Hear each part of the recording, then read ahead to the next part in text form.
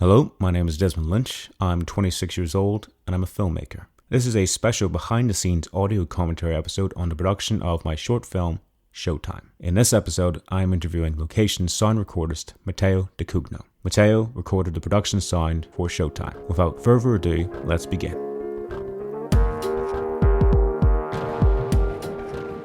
Hello, my name is Desmond Lynch. I'm 26 years old and I'm a filmmaker. With me today is a very special guest, which pushes us towards my first question. Who are you and what do you do? Oh, hi. I'm Matteo DiCugno, and I record sound for film and TV. I've recorded sound for Showtime with Desmond Lynch, and I'm 44 years old, and I'm part of Sound Banana. Me and my business partner run Sound Banana together. I do the location sound, and Tobia Malaguti, which is my business partner, does the dialogue editing and sound design. I'm based in London, and we shoot Showtime in Belfast, where I lived briefly before returning to London. Damn, that is like the most professional I've ever heard you speak. Does that answer your question? Is that your like customer service voice, Matteo? Yes. This is my customer service voice. That's great. I love that. I remember like when we first met, we weren't like really talkative, you and I. I think we met on a TV pilot with run by these two very funny fellas called Jay and Patty. They were filming this TV pilot out in Bangor. We shot it for like about a week. And I remember like I came on board and I thought I was hot shit because I shot like a no budget indie short. I did sound for it and I thought, I did a movie. I did a great job as well, and everyone's telling me I'm great and all this stuff, and I thought I was class. Then I met you and I saw all your stuff and all the stuff you're talking to me about, and like you broke down how all your microphones work, and like you have like a charging station where you charge all your batteries, like a box like just dedicated to charging batteries, and like you have a fucking like, you know, a magnet attached to your boom pole so you can stick it to like a radiator and stuff like that. And I was like, oh, I am fucking nothing compared to this guy. it was truly a humbling experience working with you. And I remember like yeah, you are like a very humble person, because like you talked about like, you know, I think you talked about your approach to the job. You and I have like very different approaches. I'll give you that. So if you approach it, sound recording and all this type of stuff from the perspective of a customer service person, or like, you know, you're like listen to what people want, you see if you can do what they want. If not, you offer a polite solution, and you're always like, you know, you always like go out of your way to try like, you know, give them the best experience they possibly can, which I find very admirable. I can't do that. I'm just not a people person, not like you. So like my whole thing is I get to a set and I am fucking terrified. So I just like don't talk to anyone. I try to read the script. I try to like, you know, figure out, okay, where's the camera going to be? Is there any wide shots? Fuck, it's all wide shots. Like how can I get the boom close? Is the lavs working? Oh no, the lavs aren't working because the clothes are too tight. And I'm always just panicking. I'm keeping it quiet just because I don't want anyone to know how scared I am. But I'm like always like, you know, stressing about making the sound good. And I swear to God, after every job, I always just like email my buddy Justinas, and I was like, can you listen to this sound? Say, is it fixable? Is it fine? And he just always gets back and says, yeah, it's fine. Just calm down. I was like, okay, fine. Thank God. But yeah, different perspectives on the craft. I think like as a person who has done a lot of different jobs before going into sound, I've tried to treasure every experience and kind of like try to learn transferable skills, as they say. And I think probably one of the most important skills I've learned is, as you mentioned, the customer service skills. Like there are some people who like it's very easy to get carried away with the technical stuff and the equipment and the the shooting locations and all the stuff that we seem to forget that making film is mostly a people's exercise. Like you're basically shooting something that is in someone's mind, and we have to translate it into sound and vision. And I think one of the best way to achieve this is to actually like talk to them and try to understand what they actually want to do, what their vision is. Because like every sound can be recorded in many different ways, and especially there's a sound on camera, there's a sound off camera, and the sound can as we spoke about before once, I think the sound can enhance the narrative, can counteract the narrative, or and like the best way to do this is actually to speak to them, try to understand their vision, and to make plans as well, making detailed plans of what's going to be shot and how can actually like save time and can save you from recording stuff that might not be needed, or no record stuff that would be needed, and how as well how it's been recorded. And this brings us to the customer service. I mean, it's a people's exercise. Like film is made by people. It's not necessarily made by machines only, obviously. So I've learned that if you truly understand what people want to do, the director, the producer, you can definitely obtain a better soundtrack. The success of a better soundtrack relies a lot on communication and planning, I think. Yeah, like I think like because I do have experience with sound, I kind of like know a bit more about stuff than like say the average director. But so I always made sure like to like frame a shot just so like a boom call could get in.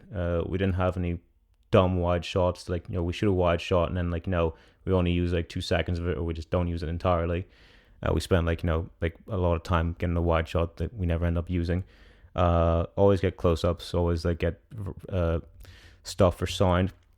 And that's partially why like almost the entirety of the dialogue takes place inside, just because I could not be fucked dealing with the chaos that is the exteriors, especially exteriors of Belfast at night. We had talks about like because I was like, quite nervous because it's my first proper short film outside of an educational environment, and like I was calling everyone, I was calling you. It's like, okay, here's a problem, how do you fix it? Here's a problem, how do you fix it? And fair play, you're able to fix most of it just like by telling me some like stuff, and that put me at ease. What sound equipment did you use? Why did you use this sound equipment, and were there any challenges using this equipment on the day? Okay, so I use sound device. I use Zaxcom equipment. In more specifically, Zaxcom Nomad 12 and transmitters LA3, Zaxcom TRX LA3, and some 2 in fact, Zaxcom ZMT3. I also have LA2, which I didn't use for your particular shot, but generally speaking, most of my kit is Zaxcom, and the reason why is because I got really fascinated by the flexibility that offers. Zaxcom as a brand is fully customizable, fully digital, and it has like features like, for example, Zaxcom for a long time. Now other brands are catching up, but Zaxcom for a long time was the only one who offered remote control for the transmitters.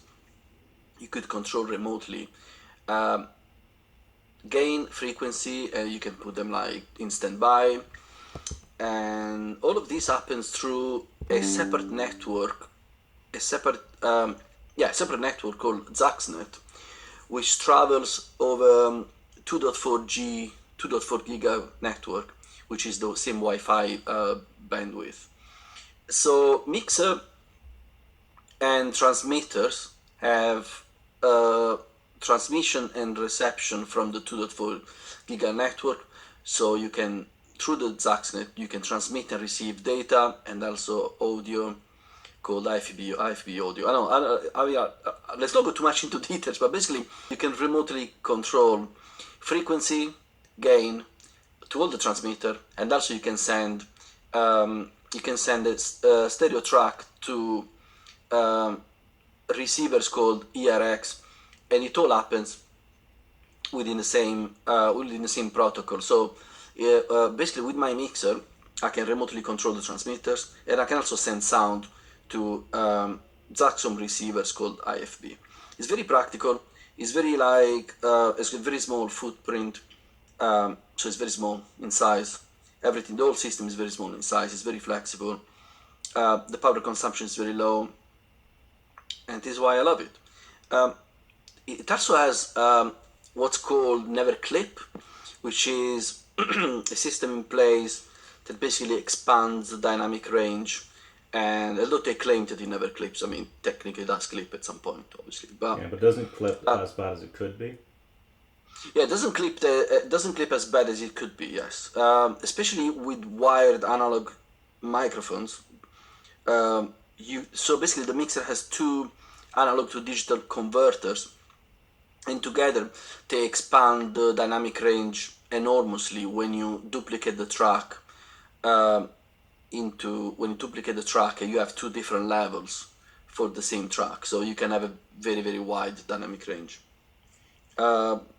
Also, has another reason why I use Zaxcom is because Zaxcom recorders record in a proprietary format called how's it called? MARF, M-A-R-F. So what the mixer does, records on a primary CF card into MARF format, and basically what it does, it doesn't close the files until you press stop. And this means that if there is a sudden interruption of power or a malfunction, you don't lose the files, which things that unfortunately happens if you record in wave. And only after you press stop, you can also do it while, but I mean, so soon after it's been recorded, the file gets then backed up in a secondary CF card, which saves the file in wave, and that's what you give to the DIT or you back up at home or whatever. So it has this advantage, it has this extra safety net that means like if there's a sudden power cut or a malfunction on the mixer, you never lose the recording itself. But there's yet another reason that Zaxxum for a long time was the only one to give you the possibility to record at the transmitter. So the signal was recorded on a micro CF card or a micro SD card at the transmitter. It was also transmitted to the mixer. So it gave you an extra form of backup, which made it the to-go choice for example, reality show, where you can always record like 15-20 people all day long in different location. There are a number of reasons why people love Zaxcom. Like the Nova, for example, now has, I don't have a Nova, I have a Nomad, but which is the older mixer, but the newer mixer, the Nova, has the receiver inside on a slot. There are slots inside the mixer with the receivers, and you can have up to 8 channel of receiving radio microphone. And you also have a transmitter on UHF bandwidth transmission, all into one mixer. So literally you can go out with the mixer and the battery, and then you're ready to go. You have 8 channels of receiving 8 receiving channels and 1 transmission channel for IFB and for in-ear monitor, and you also have the Zaxnet. That's interesting. To remotely control the mixer. It's the only one who does that. At least the only one who does it with one device only. In terms of challenges during the shooting of Showtime, I don't remember particularly any, to be honest. Like it was pretty easily controlled. It was pretty. Yeah, like we weren't filming any thunderstorms. Which, by the way, my first short film I did signed for outside of an educational environment. We were filming during a fucking hurricane, basically. And I remember we were outside this church and it was I think red warning, yellow warning, some bullshit like that. And I walked outside and I got fucking thrown against the wall and I was like, I'm not going out there, just fucking gear, fuck that, it's all ADR. And so were you supposed to shoot outside or inside? No, we don't ADR on site. So they shot, they shot outside. That's why I didn't go outside. I was like, no, fuck that. No, it's not even my equipment either. I was like, I'm not going out there if I don't have to. So I just said, hey, here, soon as you camera boys are finished filming, bring those actors up to me and I'll record them. And if it's good, you can use it in the edit. If not, I don't know. I'm not I'm pretty good. I'm not fucking Jesus Christ over here who can turn away a storm. You know what I'm saying? It's like you can split the microphones in 2 and you can turn the oh shit.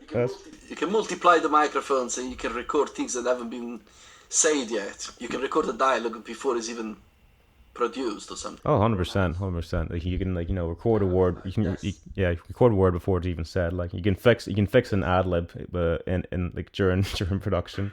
But no, it was like You don't have to superpower this. I mean, I might have to hire you more often. I might have to hire you sometime, fly me over. For your miraculous capabilities. Fly me over the fuck. That'd be good crack. But yeah, no, it's I know I wrote it specifically just so there wouldn't be any of those issues, because I think exteriors are fun, but you kind of need to know what you're doing outside, and you kind of need to know the area and what challenges you're facing and like how to solve those things. Because even in a controlled exterior environment, there's always variables, there's always planes, there's always like cars, there's always that type of stuff that could interfere with you. In a city, all that's quadrupled because there's a certain area where you just can't control. Especially for like especially like a low budget production like ourselves. So like and I think sound, like especially on a low budget, you can like put all the money into a very pretty camera, but as soon as like that's on a screen and people hear and they hear like off axis audio and they hear like mic bumps and like all that bullshit, they're gonna like say, oh, this is like this is pretty cheap. And I kind of wanted like Showtime, even though it's made on a shoestring budget, to have like like say, oh, this actually has some good money behind it, which it doesn't. But I wanted to trick people into thinking it did, So that was always the thing. Yeah. Yeah. What I remember about Showtime is that how thorough you were into organizing sound, and I remember like you asked me to come to the location, and I remember like I remember like making sure everything was recorded as professionally as possible. I think we discussed about hanging sound blankets way before, which I think we did. I think if I remember. Yeah, we did it in the bedroom. We couldn't do it in like certain areas because like a sound blanket, for those who don't know, is just kind of like is as it sounds, a blanket that absorbs sound waves as it like bounces across a room. It creates a reverb, and those sound blankets are supposed to like dampen that, so it kind of like reduces the reverb. So it's like less stress for your post-production boys in post, like Justinas. Thankfully, we didn't really have that much bad reverb, but also kind of like it helped like say stuff like it's a very wide corridor and it sounds wide. It's fine. What's more is like if it's like like if we can reduce that, it's handy. So we only used the sound blankets once, just for like the main bit by the window. That played as like a sound purpose, but also like it helped with the art direction because it blocked out some stuff on the wall I wanted covered. So it's handy for us. Oh yeah, I remember that. Yeah, I remember it was used for in the main room, right, during the main monologue. From the sound blanket perspective, one thing I want to say is that I try to hang sound blanket as much as I can. The main aim for me for sound blanket is, so unfortunately, very often the sound, so there are mainly two kind of reverbs. There are the early reflections. There are very short but very prominent reflection of the main sound, the main source. And they are the one that are like immediately after the sound has been produced. They can really basically like, they really add to the main source sound, and they are very, very difficult to remove, if not impossible. It is one kind of reverb. The second kind of reverb is what's called the tail of the reverb. The tail of the reverb is usually audible on a. It's usually audible after. Thing. Yeah, it's kind of after the sound has been produced, and usually is more audible in like bigger spaces like churches or big warehouses or even outdoor to a certain degree. That one is kind of easier to remove because it happens after the sound has been produced. So you talk and then you hear this tail, this reverberation. But the early reflection are the one that really can mess up the dialogue, can really mess up the tone of the dialogue, because like they happen during the dialogue or during the sound. They are more difficult to remove. So I usually pay particular attention to the early reflections. I also make continuity in the dialogue editing a little bit more difficult because the tone can change dramatically between one take and the other. And so this is why. I mean, I usually try to be prepared in advance as much as I can, so I can steal those 5 minutes in the schedule to hang the sound blankets. Yeah. And sometimes the sound blankets can double up as a negative for the for the camera, or even as a bounce, because I have two different kind of sound blankets. I have the black one, I have the light gray ones. The light gray ones can be used as a bounce occasionally. I mean, obviously. But that's good. That's good for camera as well, especially if like if you're short in C stands. Like I remember for one short film I did, I was just like I was I made sure to like be friendly with the camera people. Which if you're doing sound, you should do that anyway, just because they're the main people like you work with, and if like they hate you, like you're gonna have a rough time getting what you want. So like I was very pleasant with these like guys. One time I says like, here, do you have a spare seat stand so I can put up like a duvet, even just like to try to reduce some reverb. And they were very kind. They were like they supplied like a duvet. They supplied a seat stand, that is, and like it helped set up an impromptu sound blanket. It helps make the thing sound better. And like a sound blanket helps. What helps more is getting the microphone as fucking close to the sound source as possible. And that's just in the line. If you have a lav, if you have a boom mic, try to get it as close as possible, because that's like the closer it is, like the easier it is to clean, to like get it sounding pretty, that type of stuff. So if that's possible, do that. Type of shotgun microphones and what type of lavs did you use for this production? So my shotgun is the DPA 4017. It's they call it short shotgun. It's very high quality, and it's notorious for its very clear and transparent response off axis. So the sound on axis, when you point the microphone directly at the source, and the sound slightly off axis, up to like 15-20 degrees off. So if the microphone is slightly off, the claim is that is one of the microphones that sounds the most transparent. So the sound doesn't change a lot whether you are on axis and off axis. This is the claim, and I can confirm that this is true. So it's not like the 416, where the 416 is like so directional that if it's like slightly off, it sounds very, very different. Yeah. No, the 4017, it's a little bit more forgiving off axis. It's still very directional, yes, but it's more forgiving of axis. So the volume reduces a little bit, but the tone doesn't change as much. This is the advantage. For the lavs, I use DPA 6060, which I usually prefer on male voices. I also use Shure Twimplex TL47, and I tend to prefer the Shure Twimplex on women. The reason why is because they have a slightly different tone. They seem to have different transient response. So the 6060 seems to be a little bit more aggressive, and therefore seems to sound a little bit better on male voices, especially around the chest. Whereas the Twimplex is a bit softer, is a bit more of a roundy, you can call it. It's a softer response to transients, and it also has two capsules. So there's one for the low frequency, one for the highest frequency. I think it's probably the only microphone that has this feature. But anyway, I prefer on women. They seem to sound good on women, and the 6060 seems to sound a little bit better on men, from my experience. I also have 4060. I don't think I've used it, and I have one 4060, and I think that's it. Yeah.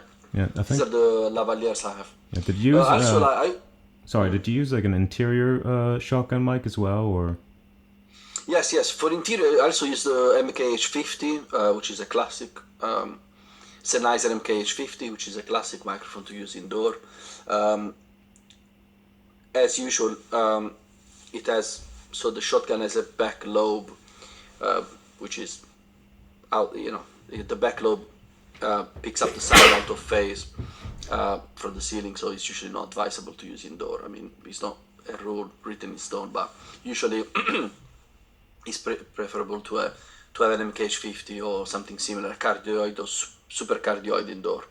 Whereas outdoor, people tend to use a shotgun. Because it's more it's more directional, the shotgun, whereas like the MKH50, like you're not getting the back as much. You're just like focusing on the forward, even though you're getting more of it, even if it's less directional. Yeah, so it's slightly wider, but it has a much lower so-called back lobe. So the sound picked up from the back is much less, basically. You have less chance to have reflection from the wall or from the ceiling entering the microphone from the back, which would cancel out the sound from the front. It would make it strange, which is a risk when you use the shotgun. I also use the 40, which is even wider. And the 40, I use the 40 when I'm very, very, very close to the ceiling, or if there is a very, very small room, for example, in bathrooms. When I record in bathrooms, I prefer the MKH 40, which is a cardioid, and it's even wider. Yeah, because you're dealing with like a wide area where there's like a lot of tiles, like wide space, a lot of stuff to bounce off of. Yeah. Yeah, and there's not much furniture either. It's like like if there's furniture, like like chairs or tables or like even carpet, that stuff like makes sound warmer. For lack of a better word, it just like absorbs reverb, makes the sound cleaner. Whereas like if there's less stuff, or if it's like hard surfaces like tiles or stuff like that, and there's very little furniture, there's like less stuff for sound to bounce off of, so it only has walls to go off, and they just go absolutely bonkers. Yes. Yeah, you're right. Different microphone for different purposes. So the more the more the environment is reflective, the more you risk to have the sound bouncing back from the back of the microphone, and then will cancel out the sound that comes from the front. So the sound can come out hollow.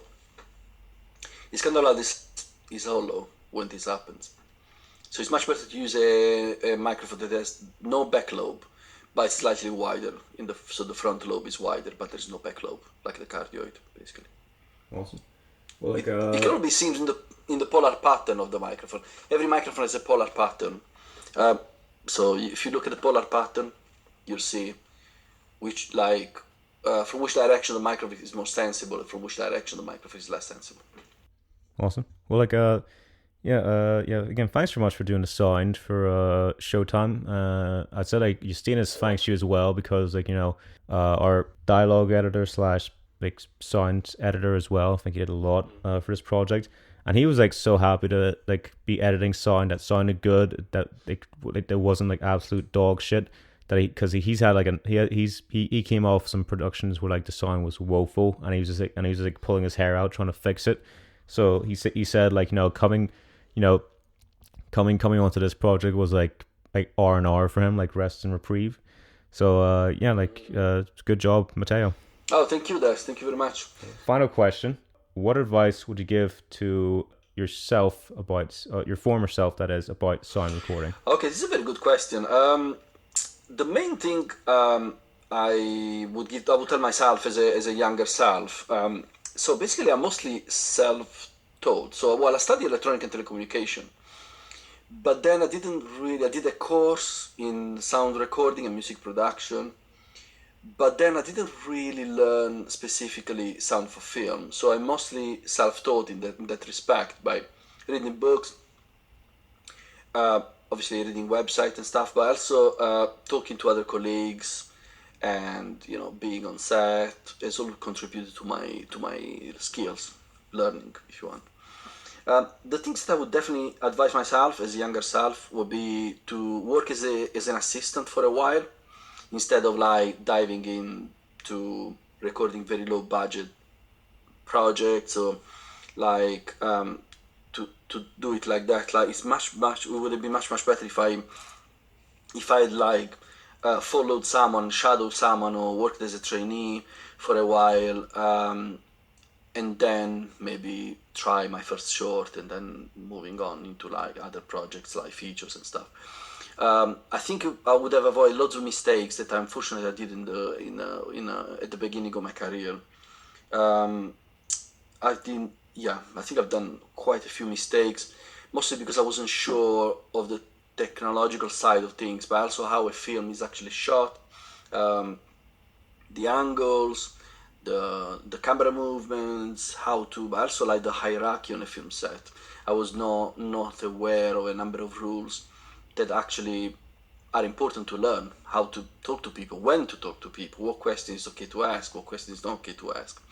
All these things. Like it would have been very beneficial if I knew from the beginning by learning from someone else first. So that's the first advice. The second advice, probably take my career a bit more seriously. Like at the beginning of my career in film, I was a bit, I don't know, let's say that I didn't take it very seriously. More like whimsical, yeah. Sorry? Whimsical? Yeah, I was probably a little bit arrogant, I think. Like, they say, like, the less you know, the more you are arrogant. The more you think you know. And I think the very beginning I didn't know much, but I thought I knew everything, and I was a little bit arrogant. I think yeah. So in a way, like you're like me when I first met you. No, I think you were very focused, and you didn't come across as arrogant. No, not at all. Yeah. Well, I'm a good actor. But I remember your KFC hat, though. Now, that was very impressive. It's the hat. I loved it. Like the iconic hat. Yeah, your KFC hat like really impressed me. I was like, I want to dress like you. Yeah. And the shorts. Yeah, I'm surprised you didn't come in flip-flops. No, I'm joking. Yeah. I'm thinking. Yeah, I mean, these are the two advice. Take it seriously, and before you dive into, work for someone else. Work as a trainee, which I did afterwards. After working on some projects, then I worked a little bit as a trainee, as a second. But by then I had already done several shorts and some features and stuff. Yeah, like you want to try to be an apprentice before you try to be a master. Yeah, basically. Yeah. Well, that's some really good advice there, Matteo. And thanks so much for coming on board. I think that's us out of time. So again, thanks so much for coming on board for Showtime. Thanks for doing the interview, and I hope to see you some point in the future. Yeah, no, thank you very much, Des. I really appreciate it. Well, that was my interview with Matteo. I hope you all enjoyed it. There are more interviews with cast and crew yet to come. There is also a breakdown episode detailing everything regarding production, from pre-production to post-production. There will also be a director's commentary episode of the short itself. Stay tuned. Thank you all for listening, and goodbye.